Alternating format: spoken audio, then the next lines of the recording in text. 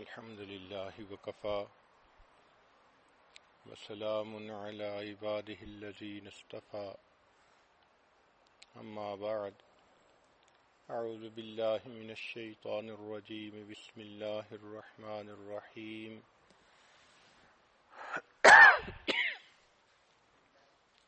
ومن آياته أن خلق لكم من أنفسكم أزواجا لتسكنوا إليها وجعل بينكم مودة ورحمة إن في ذلك لآيات لقوم يتفكرون سبحان ربك رب العزة عما يصفون وسلام على المرسلين والحمد لله رب العالمين اللهم صل على سيدنا محمد وعلى آل سيدنا محمد وبارك وسلم. اللہ رب العزت کا لاکھ لاکھ احسان کہ اس کریم پروردگار نے ایک مرتبہ پھر صحت اور سلامتی کے ساتھ ایمان کی حفاظت کے ساتھ رمضان المبارک کا یہ بابرکت وقت عطا فرما دیا. ہم اللہ رب العزت کا جتنا شکر ادا کریں وہ تھوڑا ہے.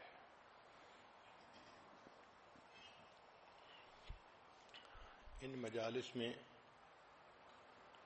کامیاب ازدواجی زندگی کے متعلق بیانات ہوں گے. امید ہے کہ مستورات دل کے کانوں سے سنیں گی اور ان اصولوں کو اپنی زندگی میں اپنا کر اللہ کی عبادت گزار نیک مقبول بندی بننے کی کوشش کریں گی. قرآن مجید کی جو آیت تلاوت کی گئی، ارشاد باری تعالی ہے وَمِنْ آیَاتِهِ أَنْ خَلَقَ لَكُم مِّنْ أَنفُسِكُمْ أَزْوَاجًا لِتَسْكُنُوا إِلَيْهَا، اور اللہ تعالیٰ کی یہ نشانیوں میں سے ہے کہ اس نے تم سے تمہارے ہی لیے جوڑا بنایا تاکہ تم اس سے سکون حاصل کرو. شادی کیا ہوتی ہے؟ ایک مرد اور ایک عورت کے درمیان شرعی گواہوں کی موجودگی میں اللہ کے نام پر معاہدہ ہونا، اس کو شادی کہتے ہیں. یہ جو ایگریمنٹ ہوتا ہے، نکاح ہوتا ہے، یہ اللہ کے نام پر ہوتا ہے. اللہ تعالیٰ ہی کا نام اتنا اچھا ہے کہ وہ حرام کو حلال کر دیتا ہے. آپ دیکھیں، قربانی کے جان پر اللہ کا نام نہ لیا جائے تو وہ حرام. اسی طرح مرد اور عورت کے تعلق کے درمیان اللہ کا نام آئے گا تو عورت حلال ہوگی، وگرنہ دونوں کا ملنا ایک دوسرے کے ساتھ حرام ہوگا. قربان جائیں اس پروردگار کے نام پر کہ جس کا نام اتنی برکتوں والا. فرمایا وَاتَّقُوا اللَّهَ الَّذِي تَسَاءَلُونَ بِهِ وَالْأَرْحَامَ. دیکھا، اللہ کے نام پر عورت مرد کے لیے حلال ہوتی ہے، مرد عورت کے لیے حلال ہوتا ہے. تو اس شادی خانہ آبادی میں اس اللہ کو نہ بھولیں جس پروردگار کی وجہ سے دونوں میاں بیوی بنے. نکاح سے پہلے دونوں ایک دوسرے کے لیے غیر محرم تھے. لڑکے کے لیے لڑکی کو دیکھنا حرام، لڑکی کے لیے لڑکے کو دیکھنا حرام. اتنی اجنبیت، دوری. اللہ کا نام درمیان میں آیا، اتنے قریب ہو گئے کہ اب وہ بیوی سب اپنوں سے بڑی اپنی بن گئی، شریکہ حیات بن گئی. اس لیے شادی کے مقاصد ذہن میں رکھنے ضروری ہیں کہ یہ ایک بندھن ہے جو ایک مرد اور عورت کے درمیان ہوتا ہے گواہوں کی موجودگی میں اللہ کے نام پر. کہتے ہیں کہ wedding rings are the world's smallest handcuffs, کہ یہ جو ویڈنگ کی رنگ ہوتی ہے یہ دنیا کی سب سے چھوٹی ہتھ کڑی ہوتی ہے. دونوں ایک بندھن میں بندھ جاتے ہیں. قرآن مجید میں اللہ تعالیٰ فرماتے ہیں وَأَخَذْنَ مِنْكُمْ مِيثَاقًا غَلِيظًا، اور وہ تم سے ایک پکا عہد لے چکی ہیں، کمٹمنٹ لے چکی ہیں. چنانچہ شادی کے مقاصد میں سب سے پہلا مقصد ہے گناہوں سے بچنا. خاوند بیوی کے ذریعے گناہوں سے بچے اور بیوی خاوند کے ذریعے سے گناہوں سے بچے. یہ شادی کے مقاصد میں سے سب سے پہلا مقصد ہے. اور دوسرا مقصد ہے ایمان کو مکمل کرنا، کیونکہ نبی علیہ السلام نے ارشاد فرمایا النکاح نصف الایمان، نکاح آدھا ایمان ہے. شادی سے پہلے انسان جتنا ہی نیک بن جائے ابھی آدھے ایمان پر عمل کر رہا ہے. نکاح ہونے کے بعد اب ایمان کی تکمیل ہو جاتی ہے. اس لیے اللہ تعالیٰ بندے کے اعمال کا اجر بڑھا دیتے ہیں. حدیث مبارکہ میں ہے کہ شادی سے پہلے ایک نماز پڑھیں تو ایک نماز کا ثواب، اور شادی ہونے کے بعد ایک نماز پڑھیں تو 21 نمازوں کا ثواب، اور بعض روایات میں 42 نمازوں کا ثواب. تو اعمال کا اجر بڑھ جاتا ہے.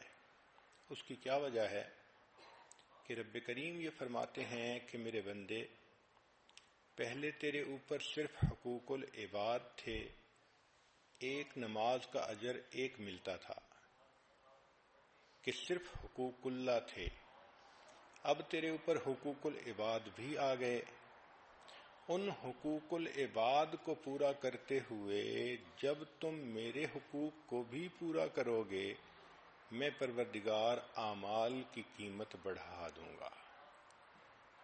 تو شادی کے مقاصد میں سے پہلا میاں بیوی ایک دوسرے کے ذریعے سے گناہوں سے بچیں، اور دوسرا ایمان کی تکمیل ہو، اعمال کا اجر بڑھ جائے.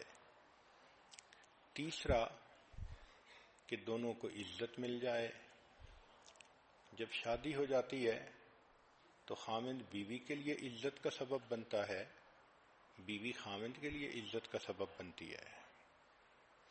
پھر چوتھا مقصد محبت کا ملنا، کہ میاں بیوی دونوں ایک دوسرے کو محبتیں دیتے ہیں، محبتیں تقسیم کرتے ہیں، اور محبتوں بھری زندگی ہوتی ہے. پھر پانچواں مقصد ہے شریک حیات کا ملنا، کہ انسان زندگی کا ساتھی پا لیتا ہے. زندگی کے حالات کے اتار چڑھاؤ میں کوئی اس کا اپنا ہوتا ہے، وہ ایک دوسرے کے ساتھ شیئر کر سکتے ہیں. وہ دونوں مل کر زندگی کے غموں کا بوجھ اٹھا سکتے ہیں.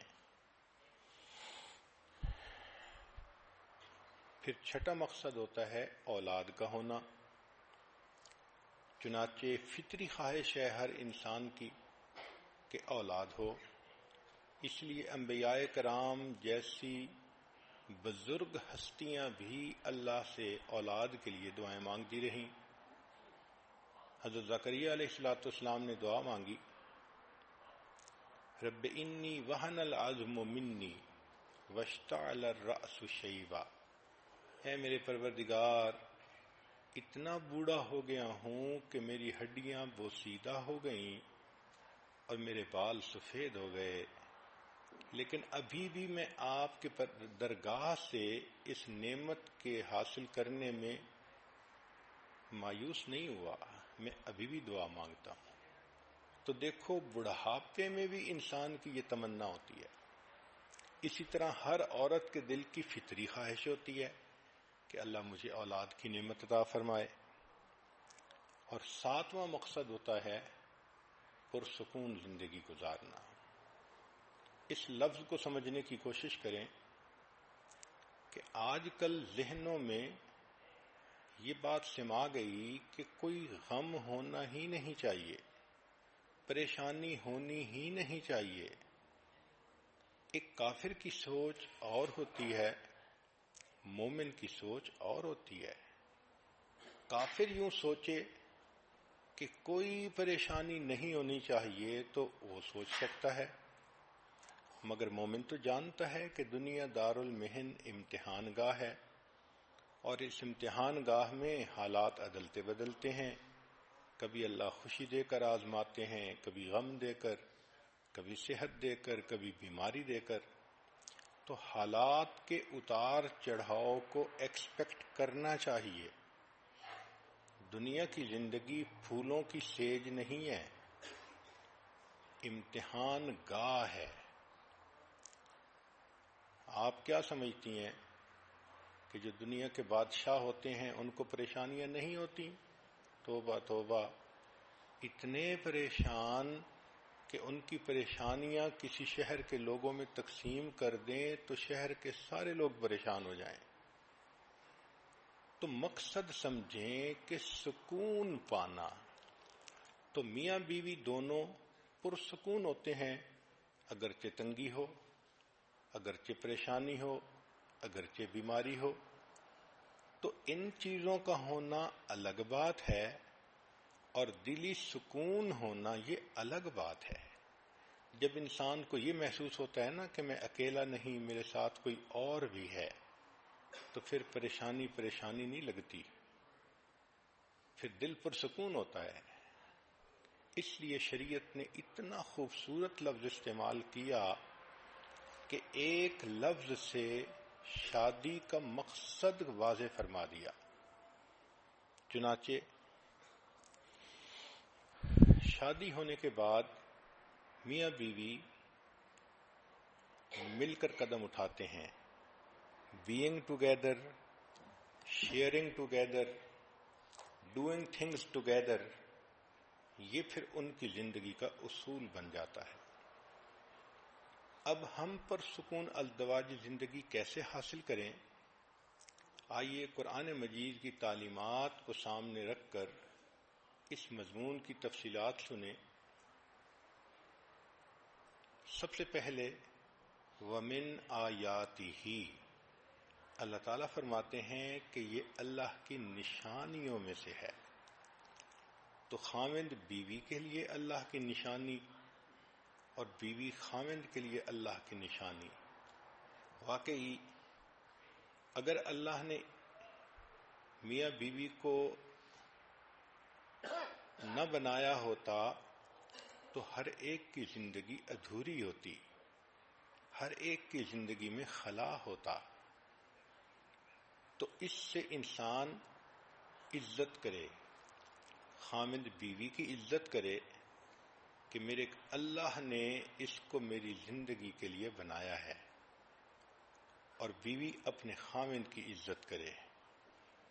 اور اس بات کو ذہن میں رکھیں کہ ہمارے درمیان جو نکاح کا معاہدہ ہے وہ اللہ کے نام پر ہے. اس لیے سورہ نساء پڑھیے تو آپ کو ہر چند آیتوں کے بعد ملے گا واتقوا اللہ، واتقوا اللہ، اللہ سے ڈرو، اللہ سے ڈرو.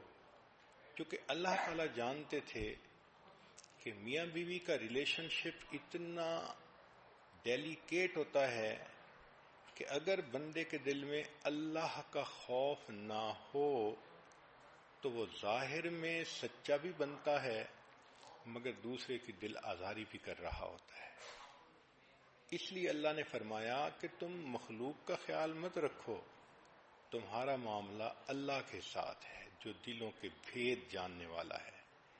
So Allah is the witness to all thoughts, intentions and actions. تم جو کر رہے ہو تمہارے من میں کیا نیت ہے اس کو اللہ جانتا ہے. آگے فرمایا وَجَعَلَ بَيْنَكُمْ مَوَدَّةً وَرَحْمَةً، اور اللہ نے تمہارے درمیان محبت پیدا کر دی. مودت کہتے ہیں محبت کو.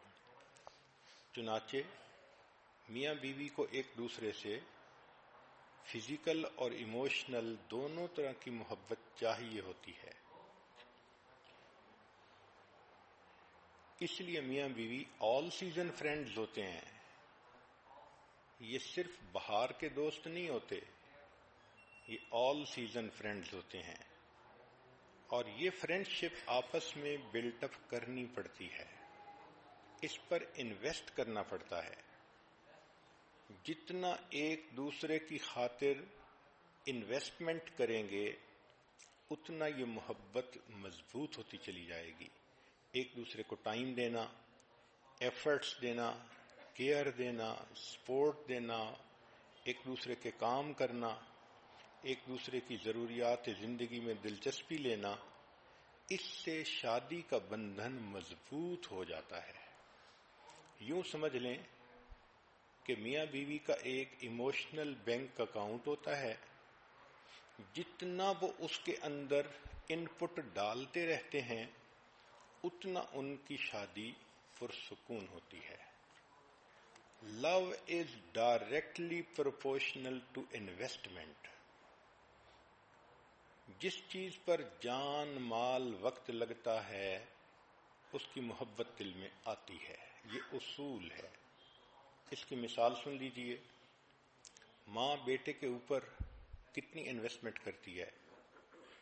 24 گھنٹے کی خادمہ، پہلے کھلاتی ہے بعد میں کھاتی ہے، پہلے پلاتی ہے بعد میں پیتی ہے، پہلے بچے کو سلاتی ہے بعد میں خود سوتی ہے.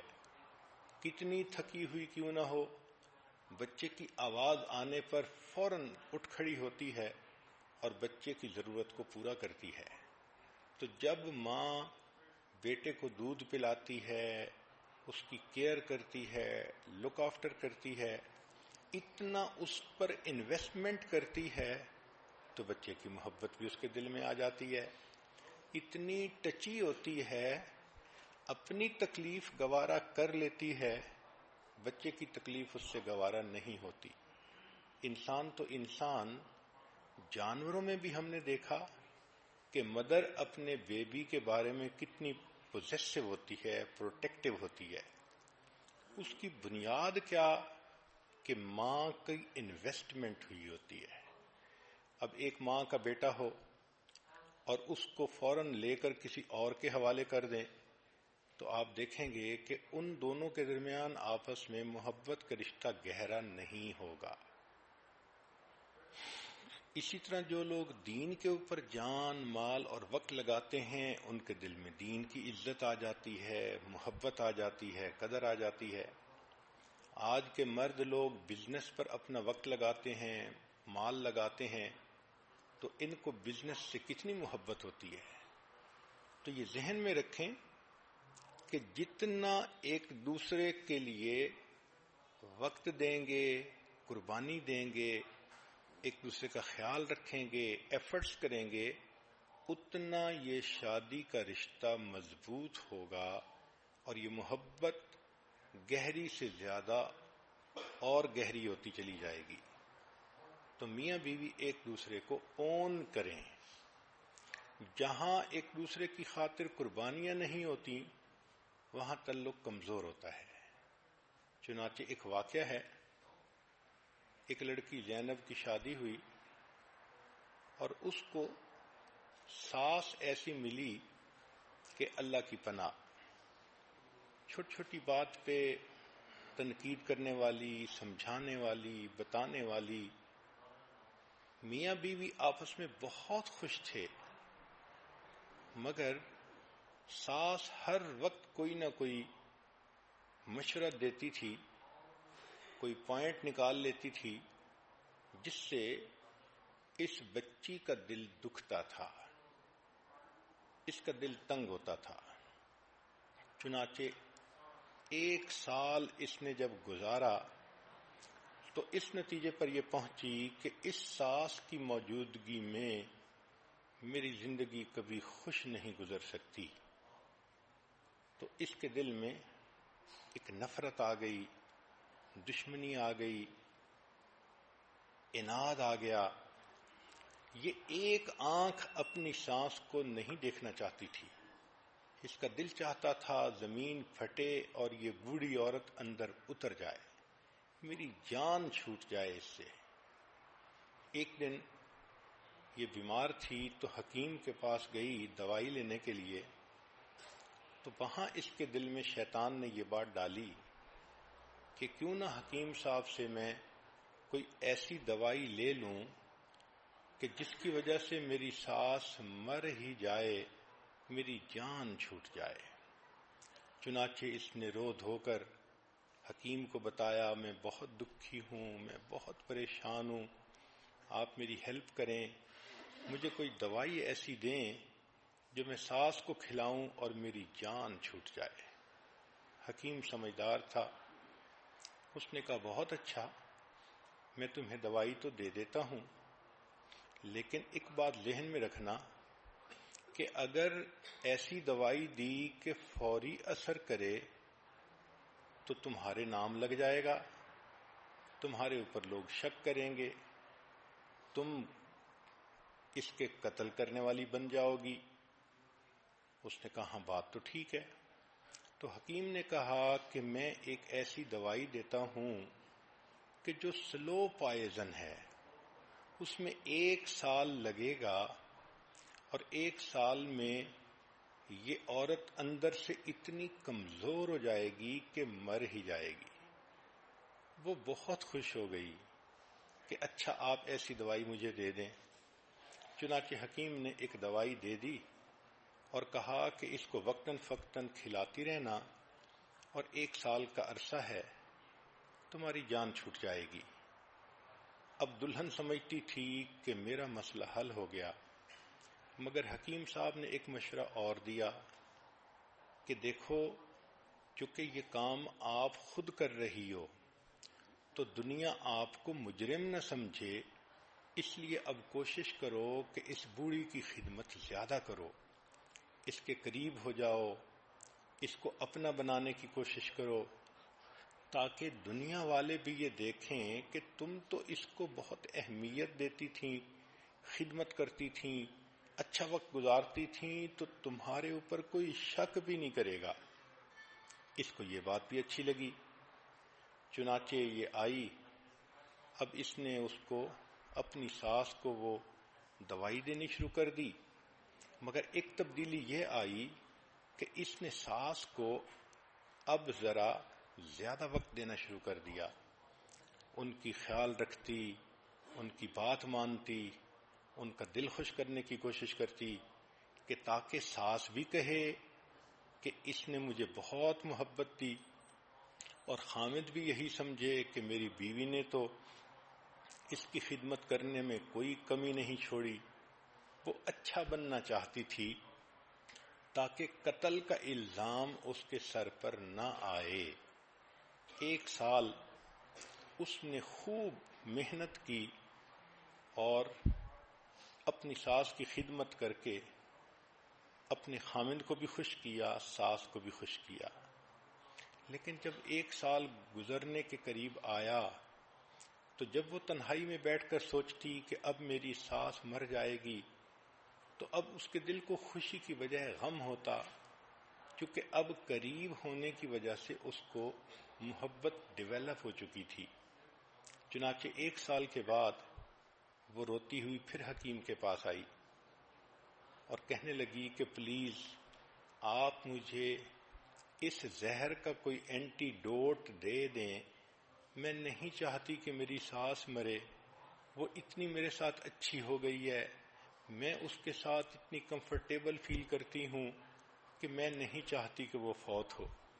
جب اس نے یہ کہا تب حکیم صاحب نے بتایا کہ بہت اچھا، میں نے اس کو زہر نہیں دی تھی، ایک عام دوائی دے دی تھی تاکہ تمہارے دل کو تسلی رہے کہ زہر دی جا رہی ہے، لیکن جو میں نے تمہیں نصیحت کی تھی کہ ساس کی خدمت کرو، وقت دو، اس کی بات مانو، اصل تو یہ بنیاد تھی۔ پہلے تم نے انویسٹمنٹ کوئی نہیں کی ہوئی تھی، تمہیں اس کی بات بری لگتی تھی، وہ تمہیں سمجھاتی تھی تمہارے فائدے کی نیت سے، اور تمہیں زہر چڑھتا تھا۔ اب جب تم نے اپنے آپ کو سمجھا کر اس کی خدمت کرنی شروع کر دی تو اب تمہارے درمیان محبت پیدا ہو گئی۔ پریشان نہ ہونا، تمہاری ساس ابھی نہیں مرے گی، اپنی طبعی زندگی گزارے گی۔ اب اس لڑکی کے آنکھوں سے پھر آنسو آ گئے، یہ غم کے آنسو نہیں تھے، یہ خوشی کے آنسو تھے۔ تو سوچئے کہ عورت اگر تھوڑا سا اپنے دل کو صبر دے اور پھر خدمت کرے، محبتیں تقسیم کرے، تو حالات خود بخود ٹھیک ہو جاتے ہیں۔ جو مخالف ہوتے ہیں وہ بھی موافق ہو جاتے ہیں۔ ساس پہلے بھی اچھا چاہتی تھی، سمجھاتی تھی، لیکن یہ سینسٹیو بہت ہو گئی تھی، بات نہیں سننا چاہتی تھی۔ اب جب اس نے اس کی بات سنی شروع کر دی تو ساس بھی بیٹیوں کی طرح اس سے محبت کرنے لگ گئی۔ چنانچہ اس لڑکی اور اس کی ساس کے درمیان محبت مثالی محبت بن گئی۔ اللہ اکبر کبیرہ۔ تو اس لیے میاں بیوی کے درمیان بھی جو محبت ہوتی ہے وہ بھی انویسٹمنٹ ہوتی ہے۔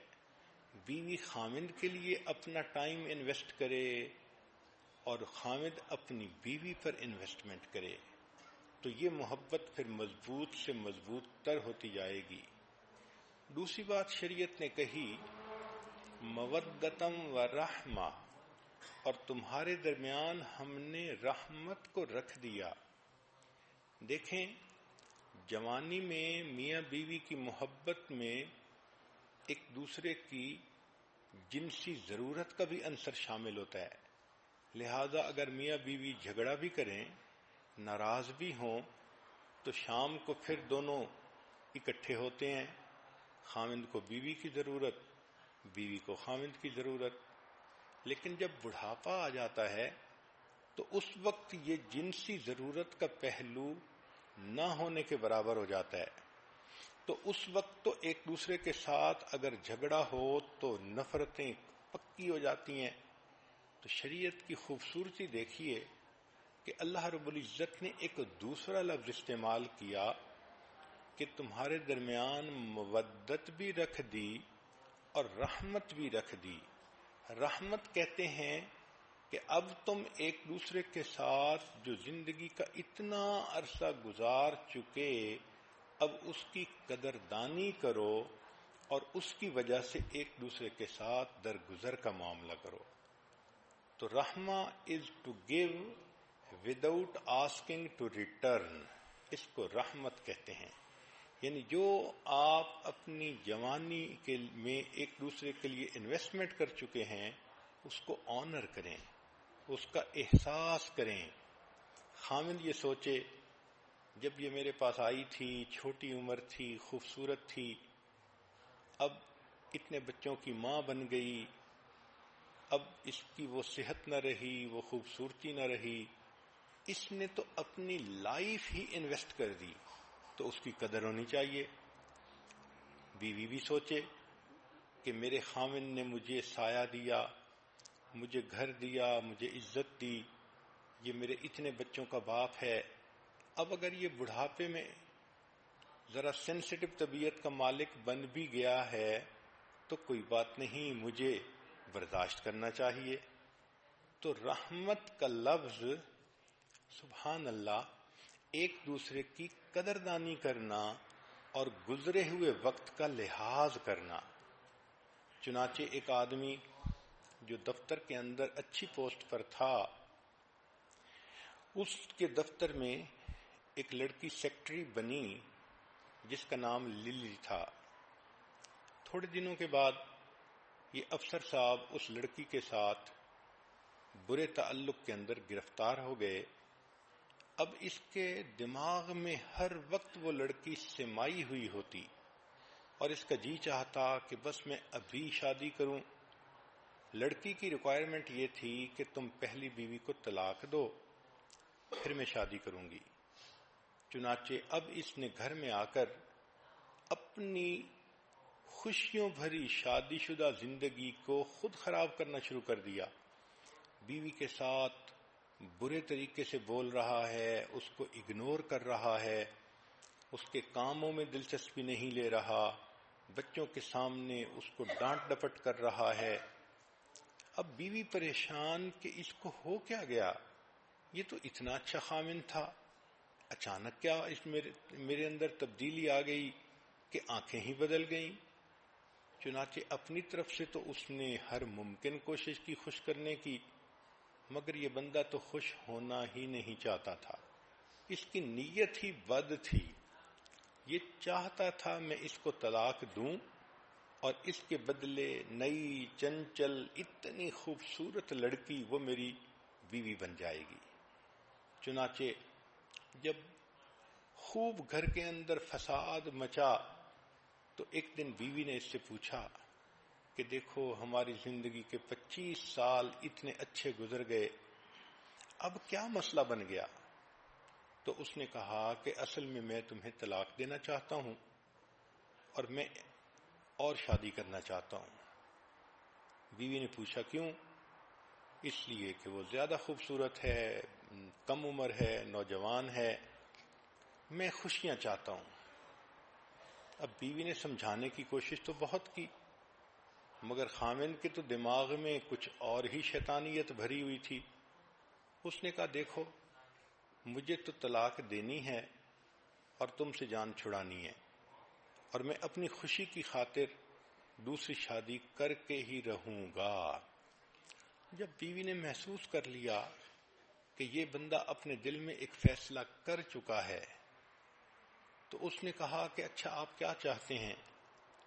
خامن نے کہا کہ چونکہ میرے پاس تنخواہ بہت ہے، مال و دولت ہے، میں تمہیں یہ گھر بھی دے دیتا ہوں اور میں تمہیں گاڑی بھی دے دیتا ہوں اور اتنا ماہانہ خرچہ بھی تمہارا میں طے کر دیتا ہوں. تم بچوں کے ساتھ اس گھر میں رہو، ان کو پالو، البتہ مجھ سے طلاق لے لو تاکہ میں دوسری شادی کر کے اس نئی بیوی کے ساتھ خوشیوں بھرا دن گزاروں. بیوی تھوڑی دیر خاموش رہی، پھر کہنے لگی کہ اچھا میری شرط یہ ہے کہ نہ مجھے مکان چاہیے، نہ مجھے تمہارا ماہانہ خرچہ چاہیے اور نہ مجھے تمہاری گاڑی چاہیے. اس نے کہا پھر کیا چاہیے؟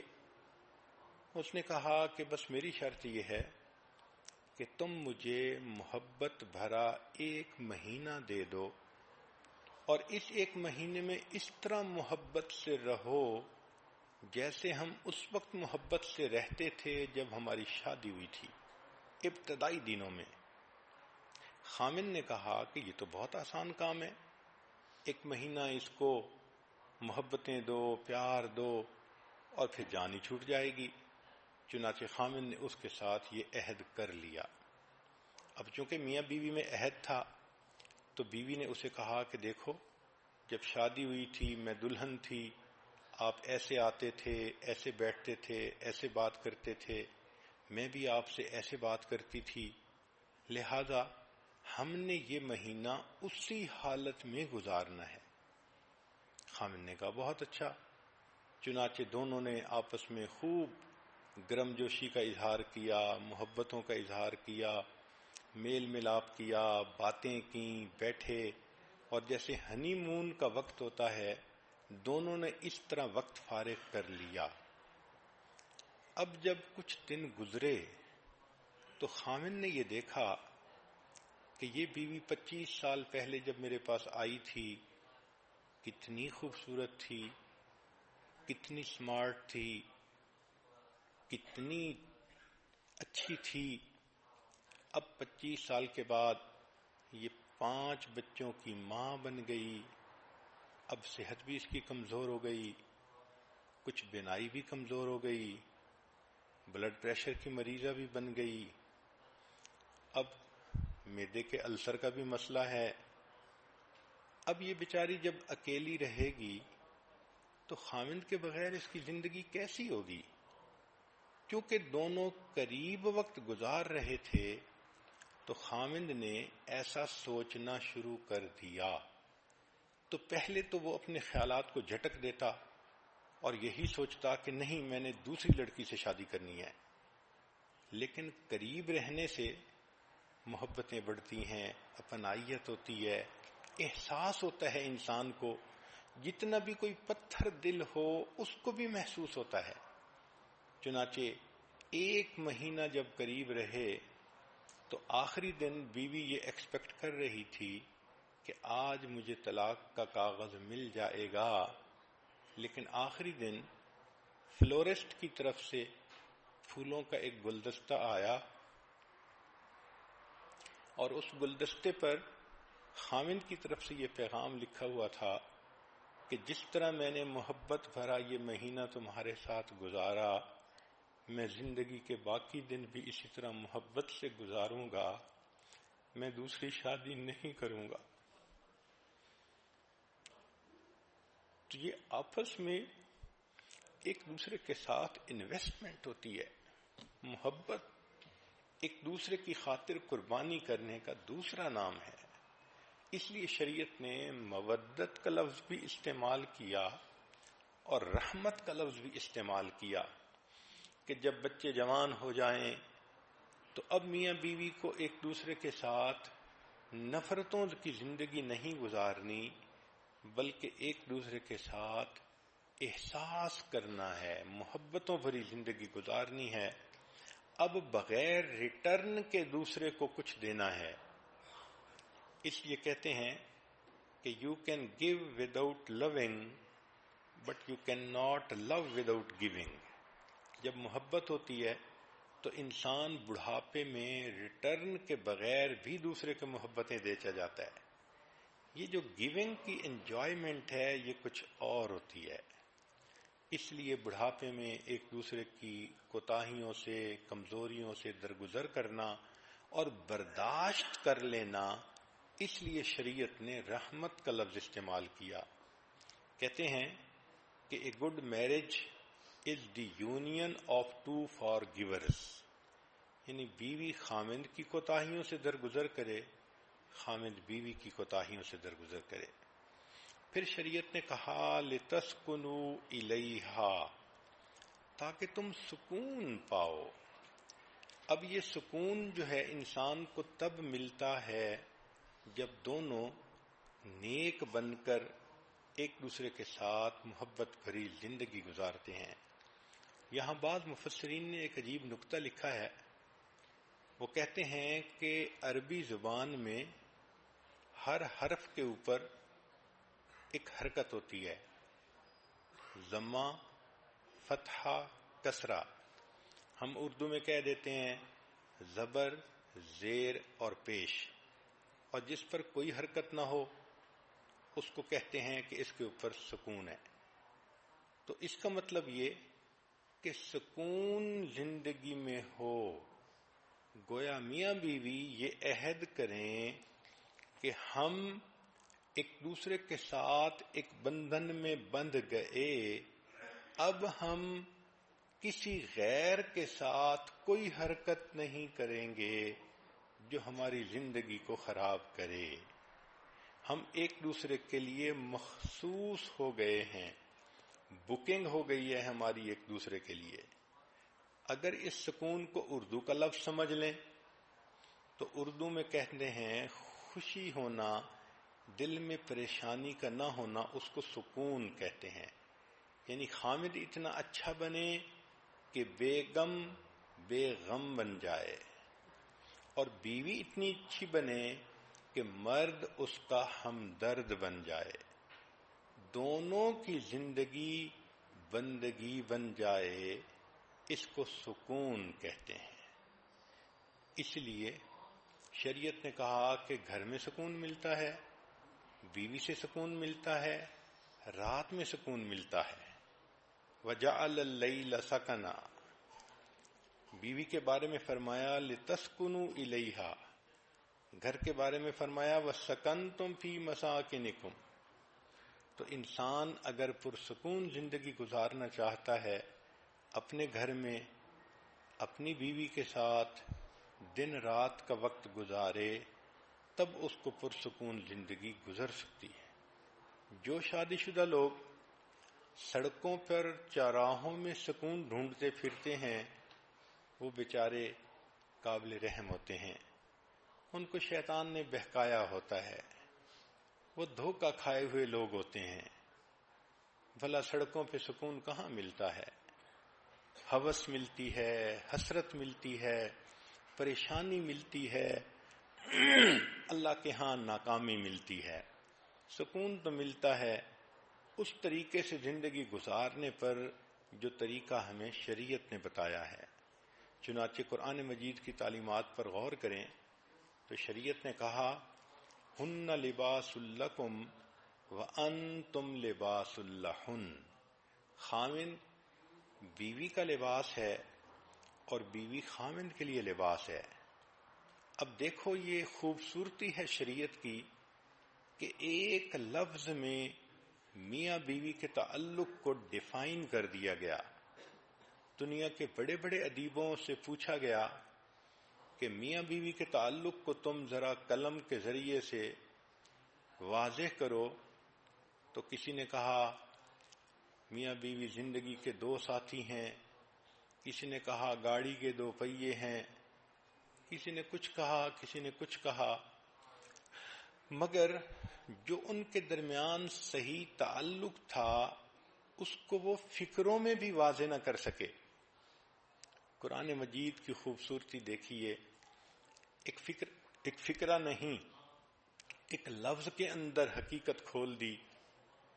خاوند کو بیوی کا لباس کہا، بیوی کو خاوند کا لباس کہا. نقطہ کیا ہے کہ لباس سے انسان کے عیب چھپتے ہیں. بیوی کے عیب خاوند کی وجہ سے چھپتے ہیں، خاوند کے عیب بیوی کی وجہ سے چھپتے ہیں. پھر سردی گرمی میں انسان کپڑوں سے اپنا بچاؤ کرتا ہے، اسی طرح زندگی کی سردی گرمی میں بیوی خاوند کے ذریعے سے پروٹیکشن لیتی ہے، خاوند کو بیوی کے ذریعے سے پروٹیکشن ہوتی ہے. پھر انسان کپڑے پہنتا ہے تو خوبصورت نظر آتا ہے. عورت کی تو بات ہی اور ہے کہ اللہ نے اس میں بہت حیا رکھی ہوتی ہے. مرد ہی کو سوچ لیں کہ اگر اس کو کوئی کہہ دے کہ ہم تمہیں بے لباس کر دیں گے تو مرد کا جی چاہتا ہے کہ زمین پھٹ جاتی، میں اندر اتر جاتا اس سے پہلے کہ میرا لباس کوئی میرے جسم سے اتارے. تو لباس کے بغیر انسان دوسرے کے سامنے آنا گوارا نہیں کرتا، لباس سے اس کو زینت ملتی ہے. تو میاں بیوی بھی ایک دوسرے کا لباس ہیں، ایک دوسرے کی زینت ہیں. اور پھر ایک اور اچھا اور خوبصورت معنی مفسرین نے یہ بھی بیان کیا کہ انسان کے جسم کے سب سے زیادہ قریب اس کا لباس ہوتا ہے. آپ غور کریں تو لباس سے زیادہ تو انسان کے قریب اور کچھ نہیں ہوتا. لباس جسم کے ساتھ چپکا ہوا ہوتا ہے، اس طرح جسم ساتھ ہوتا ہے. تو شریعت نے کہا کہ دیکھو جس طرح لباس تمہارے جسم کے قریب ہے، اس طرح شادی ہونے کے بعد میاں بیوی کے اتنا قریب اور بیوی خاوند کے اتنا قریب، دونوں لباس کی طرح ایک دوسرے کے ساتھ اکٹھے ہیں، دونوں ایک ہیں. اس لیے کہتے ہیں کہ chains do not hold a marriage together, it is threads, hundreds of tiny threads which sew husband and wife together through years. سال گزرتے ہیں، میاں بیوی ایک دوسرے کے ساتھ محبتوں بھری زندگی گزارتے گزارتے تو یہ سوئی دھاگے کے جیسے ٹانکے لگ جاتے ہیں اور چیز جڑ جاتی ہے. اس طرح میاں بیوی کے دل جڑ جاتے ہیں. شادی میں یہ کوتاہی کی جاتی ہے کہ خامن چاہتا ہے بس بیوی آئیڈیل ہو اور اپنی ذمہ داریاں پوری کرے، خود نہیں سوچتا کہ مجھے بھی تو آئیڈیل بننا چاہیے اور مجھے بھی تو بیوی کی ضروریات کو پوری کرنی چاہیے. تو یہ جو ہوتا ہے نا کہ دوسرے سے ایکسپیکٹیشن زیادہ رکھنا اور خود نہ کرنا، یہ شادی کے فیلیور کا بڑا سبب ہوتا ہے. اس لیے کہتے ہیں کہ success in marriage does not merely come through finding the right mate but through being the right mate. ہم شادی کے بعد اچھے ساتھی خود بنیں گے تو پھر دوسرا بھی انسان اچھا بن جائے گا. اللہ اکبر کبیرہ. تو یہ شادی جب ناکام ہوتی ہے تو شادی ناکام نہیں ہوتی، لوگ ناکام ہوتے ہیں. دو بندے ناکام ہو جاتے ہیں اپنی زندگی کے مقصد میں. اس لیے میاں بیوی ایک دوسرے کے ساتھ محبت پیار کی زندگی گزاریں. ہمارے حضرت مرشد عالم رحمت اللہ علیہ فرمایا کرتے تھے، جہاں محبت موٹی ہوتی ہے وہاں عیب پتلے ہوتے ہیں، اور جہاں محبت پتلی ہوتی ہے وہاں عیب موٹے ہوتے ہیں. جب محبت کمزور ہوتی ہے تو خامند کو بیوی میں بہت کوتاہیاں نظر آتی ہیں اور بیوی کو خامند میں بہت کوتاہیاں نظر آتی ہیں. اس لیے کوشش یہ کریں کہ یہ محبت مضبوط ہو تاکہ کوتاہیاں نظر ہی نہ آئیں اور انسان پیار کی زندگی گزارے. کہتے ہیں کہ ایک شخص تھا جس کا نام تھا مجنون. ویسے تو قیس اس کا نام تھا، قیس کہتے ہیں عقل مند کو. تو یہ عقل مند نوجوان تھا، مگر ایک لڑکی پر فریفتہ ہو گیا جس کا نام لیلا تھا. ایسا دل دے بیٹھا کہ بیچارہ اپنے آپ سے ہی گیا. ہر وقت لیلا کی خیال، لیلا کی سوچ، لیلا کی باتیں.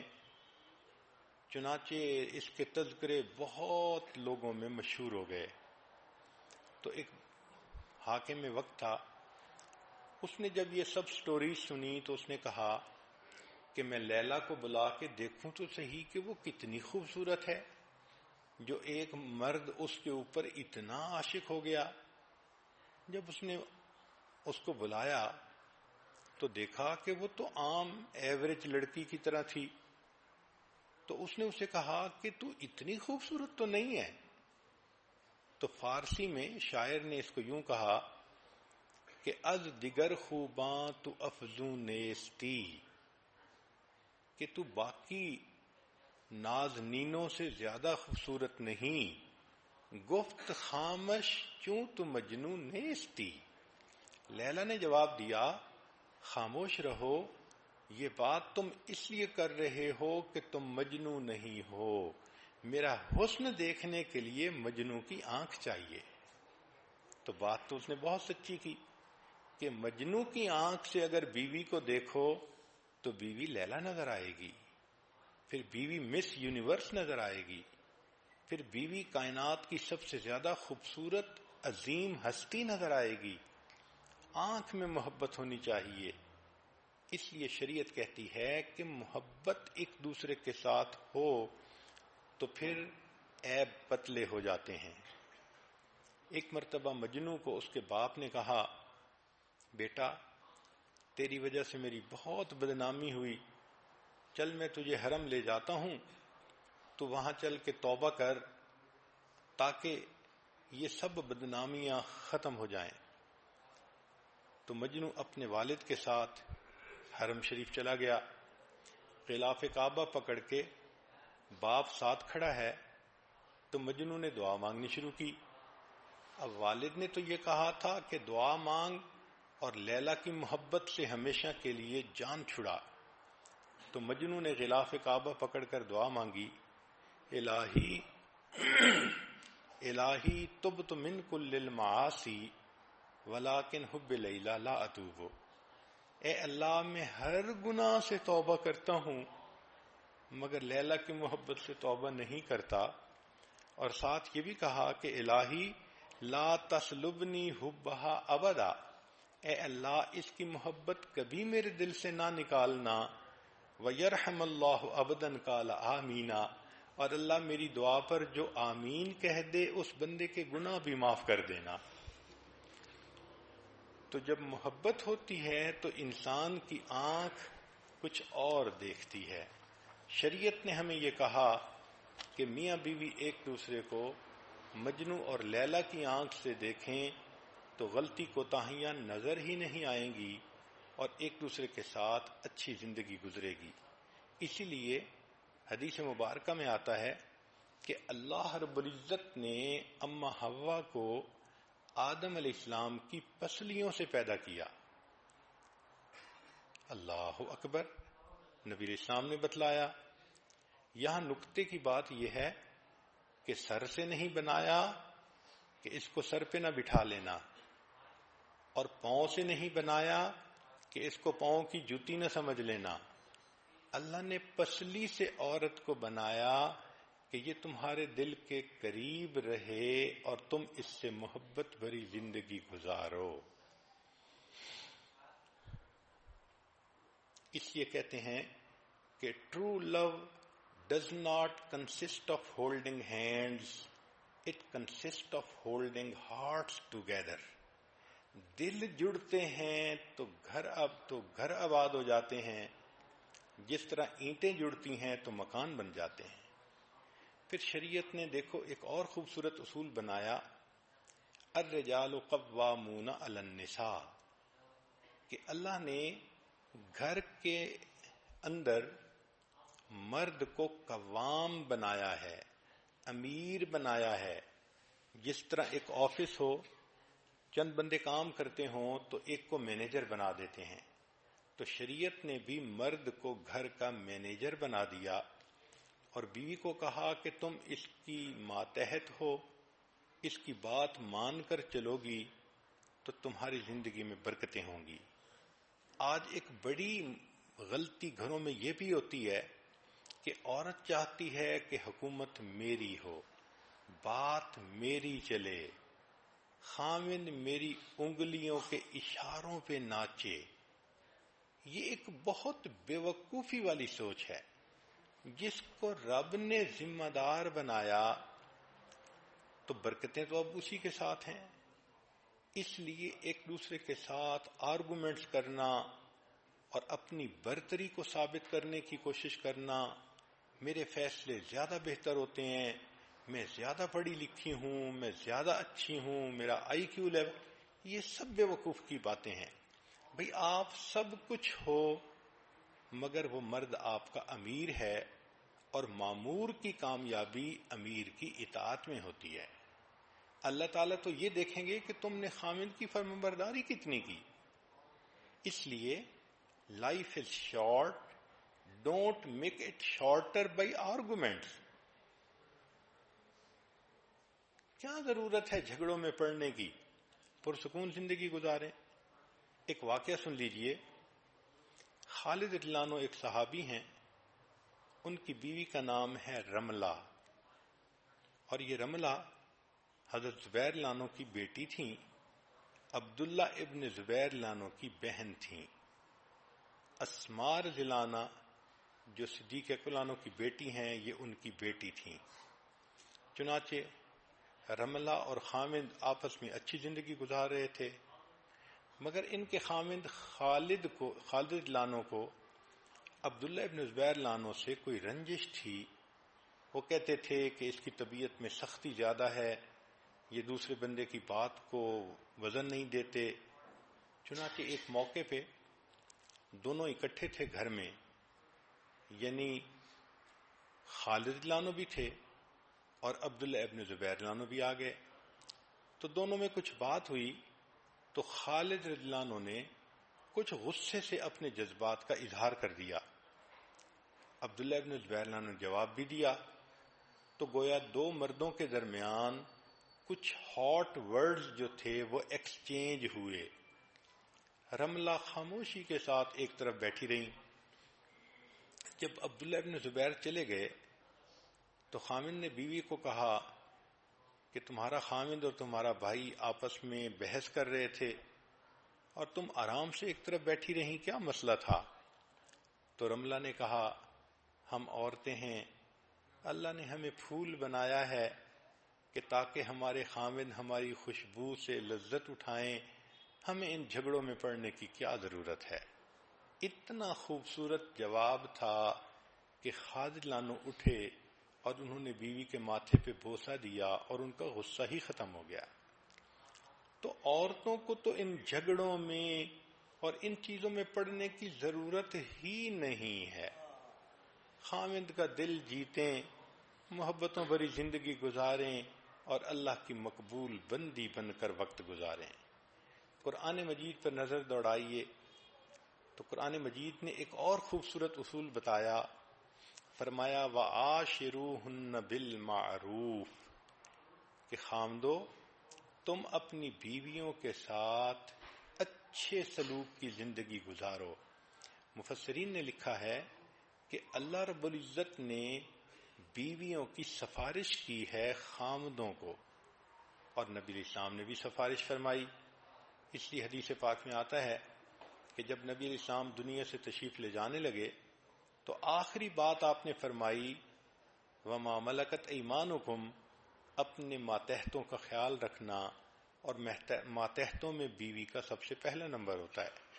تو گویا بیوی کے لیے دو بڑی بڑی سفارشیں ہیں، ایک اللہ کی سفارش ہے اور ایک رسول اللہ صلی اللہ علیہ وسلم کی سفارش ہے۔ اب جس کے دل میں اللہ کی قدر ہے، نبی اسلام کی قدر ہے، وہ تو اس سفارش کا خیال رکھے گا اور اس کی وجہ سے اپنی بیوی کو بہت محبتیں دے گا، بہت پیار سے رکھے گا۔ ہر وقت کی ڈانٹ ڈپٹ، ہر وقت کی سختی، ہر وقت کی بے رخی کی باتیں وہ کبھی بھی ایسا نہیں کرے گا، بلکہ محبت پیار سے رکھے گا کہ میرے مالک نے بھی سفارش کی اور میرے آقا نے بھی سفارش کی، اور جو آج اس سفارش کا لحاظ نہیں کرے گا کل قیامت کے دن اللہ کی رحمت کا وہ حصہ نہیں پا سکے گا کہ میرے بندے تم نے میری سفارش کا دنیا میں لحاظ نہ کیا، اب میں تمہارے ساتھ نرمی کا معاملہ کیوں کروں۔ حضرت تھانوی رحمۃ اللہ نے واقعہ لکھا ہے، ایک بندے کی بیوی سے بڑی غلطی ہو گئی، چاہتا تو طلاق دے دیتا، گھر بھیج دیتا، مگر اس نے دیکھا کہ بیوی بہت زیادہ ریپینٹ کر رہی ہے تو اس نے اس کو اللہ کے لیے معاف کر دیا۔ کچھ عرصے بعد یہ خامد کی وفات ہوئی، خواب میں کسی نے دیکھا تو پوچھا کیا ہوا، تو اس نے کہا کہ اللہ کے حضور پیشی ہوئی، اللہ رب العزت نے فرمایا تم نے اپنی بیوی کو میری بندی سمجھ کے معاف کیا تھا، آج میں تمہیں اپنا بندہ سمجھ کے معاف کر دیتا۔ تو ہم ایک دوسرے کی غلطیوں سے درگزر کریں گے، اس کے بدلے اللہ ہماری غلطیوں سے درگزر فرمائیں گے۔ تو کامیاب ازدواجی زندگی کے لیے دو نکتے کی باتیں ذرا ذہن میں رکھ لینا۔ ایک تو یہ کہ شادی کے بعد میاں بیوی کو اپنی ایک لینگویج ڈیولپ کر لینی چاہیے، اس کو کہتے ہیں لینگویج آف میرج۔ ایک دوسرے کو محبت کی نظروں سے دیکھنا، مسکرا کے دیکھنا، پیار بھرے لفظ ایک دوسرے کو ایکسچینج کرنا، اشارے کرنا، یہ سب کے سب مل ملا کر ایک لینگویج بنتی ہے جس کو لینگویج آف میرج کہتے ہیں۔ جس میاں بیوی کے درمیان یہ لینگویج ڈیولپ نہیں ہوئی ان کی زندگی کبھی پرسکون نہیں گزر سکتی۔ تو ایک تو میاں بیوی میرج کی لینگویج کو ڈیولپ کریں، اشارے کنائے ہوں۔ میاں بیوی کے اشارے کنائے تو ایسے ہوتے ہیں کہ شاعر نے لکھ دیا میان عاشق و معشوق رمزیست کرامن کاتبین راہم خبر نیست، کہ میاں بیوی کے درمیان ایسے اشارے ہوتے ہیں کہ فرشتوں کو بھی پتہ نہیں چلتا، وہ میسج پاس آن کر جاتے ہیں۔ تو ایک تو اس لینگویج کا ڈیولپ ہونا ضروری ہے، اور دوسرا جیسے آپ مختلف مضمون سکول میں پڑھتی ہیں، سائنس کا مضمون، کیمسٹری کا مضمون، فزکس کا مضمون، تو آج آپ کو ایک مضمون پڑھائیں جس کو کہتے ہیں arithmetic of marriage. Arithmetic of marriage یعنی شادی کا یہ الجبرا ہے. اس الجبرے کا قانون کیا ہے کہ 1+1 از ایوری تھنگ. یعنی میاں اور بیوی دونوں اکٹھے ہیں تو سب کچھ ہے، اور 2-1 از نتھنگ. کہ اگر دو ہیں مگر الگ ایک کو کر دیں تو پیچھے کچھ بھی نہیں بچتا. تو یہ ارتھمیٹک کی ایکویشن یاد کر لیں کہ 1+1 از ایوری تھنگ اور 2-1 از نتھنگ. اب لب لباب آج کی گفتگو کا کہ اگر میاں بیوی چاہتے ہیں کہ ایک دوسرے کے ساتھ پرسکون ازدواجی زندگی گزاریں تو اس کا طریقہ یہ ہے کہ دونوں اللہ کے فرما بردار بندے بن کر زندگی گزاریں. یہ اصول یاد رکھنا، جو خدا کا فرما بردار نہیں وہ بندوں کا فرما بردار کبھی نہیں بن سکتا. جو خدا کا وفادار نہیں وہ بندوں کا وفادار کبھی نہیں بن سکتا. اسی لیے جو نیک نہیں ہوتے خامن بیویوں کے سامنے جھوٹ بولتے ہیں، سبز باغ دکھاتے ہیں، الٹے سیدھے بہانے بناتے ہیں، اندھیرے میں اس کو رکھتے ہیں اور قسمیں کھا کر کہیں نہ کہیں اپنی انوالومنٹ کی زندگی گزار رہے ہوتے ہیں. اور جو بیویاں نیک نہیں ہوتی وہ خامند کے ناک کے نیچے دیا جلا رہی ہوتی ہیں، خامند کے پاس رہتے ہوئے اس سے منافقت کر رہی ہوتی ہیں. تو اصل چیز یہ ہے کہ ہم اللہ کے بندے بنیں گے تو ایک دوسرے کے ساتھ بھی ہم پرخلوص زندگی گزار سکیں گے. لہذا ازدواجی زندگی کامیاب گزارنے کے لیے دونوں نیک بن جائیں تو محبتیں گہری ہو جاتی ہیں. شریعت نے بھی کہا الطیبات للطیبین والطیبون للطیبات. عورت اس چیز کو سمجھنے کی کوشش کرے کہ نیکی کے اندر مقناطیسیت ہوتی ہے. جس طرح مقناطیس مضبوط ہو تو لوہے کے ٹکڑے کو کھینچ کے چپکا لیتا ہے. عورت کے اندر اگر نیکی ہوگی تو خامد کو کھینچ کے وہ چپکا لے گی، مقناطیس بن جائے گی. اس لیے انگریزی کے دو لفظ ہیں، ایک ہے نو، NO نو، اس کا مطلب ہوتا ہے نہیں، اور ایک ہے KNOW نو، اس کا مطلب ہوتا ہے جاننا. تو اصول یاد رکھیں کہ نو اللہ نو پیس. جن کی زندگی میں اللہ کا تصور نہیں، وہ من مرضی کرتے ہیں، نفس کی زندگی گزارتے ہیں، ان کی زندگی میں نو پیس، امن آ ہی نہیں سکتا. نو اللہ KNOW، اللہ کو جانو گے تو یو ول نو پیس، پھر تمہیں اللہ تعالیٰ امن کی زندگی بھی عطا فرما دیں گے. تو نیکی پہ اگر میاں بیوی متفق ہو جائیں تو زندگی پرسکون گزرتی ہے. عورتوں کو چاہیے خود بھی نیک بنیں، گھر کے ماحول کو بھی نیکی والا بنائیں، اپنے میاں کو بھی نیکی کی طرف کھینچ لیں. جتنا وہ اللہ کے قریب ہوتا جائے گا اتنا اپنی بیوی کو بھی دل کے قریب کرتا چلا جائے گا. اس لیے کہنے والے نے کہا کہ پیشانی بغیر جھومر کے بھی اچھی لگ سکتی ہے اگر اس پر سجدوں کے نشان ہوں. آنکھیں بغیر سرمے کے خوبصورت لگ سکتی ہیں اگر ان میں حیا ہو. پلکیں بغیر مسکارے کے اچھے لگ سکتی ہیں اگر شرم سے جھکی ہوئی ہوں. اور قد بغیر ہیل والی جوتی کے بھی اونچا ہو سکتا ہے اگر انسان کی شخصیت میں بلندی ہو. اپنی شخصیت میں بلندی پیدا کریں، اپنے اخلاق کردار کے اندر عظمت پیدا کریں. یہ اصل حسن ہے جو پوری زندگی انسان کے پاس رہتا ہے. میں بات کو ختم کرتا ہوں ایک شاعر کے اشعار پر. کیا اچھے شعر اس نے کہے. اگر تم حسن چاہو تو میرے چہرے پہ مت جاؤ،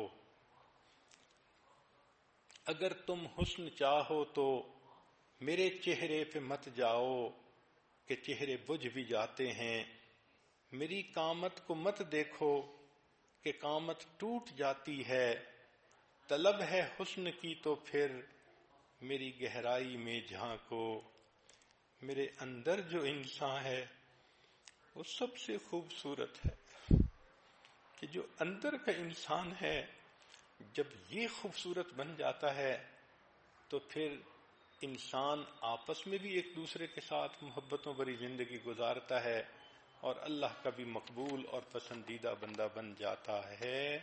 وآخر دعوانا ان الحمد للہ رب العالمین۔